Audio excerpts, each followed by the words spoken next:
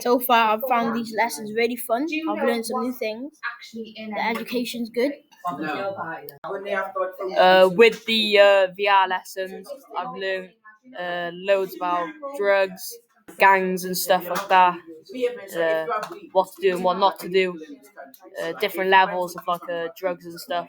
It's been really fun working with youth workers and learning about all this stuff. Wagwan to the people who's listening to my voice message. I want to say that during the 6 weeks, it has been an amazing experience. I've been taught loads of things to keep safe in the community, especially with safe sex and drugs. We're learning about that right now. And I got 2 weeks left. I can't wait. It's been a blast so far. So yeah, to the people who's listening, thank you for listening to me because I'm important. And yeah, it's been a blast. So thank you so much.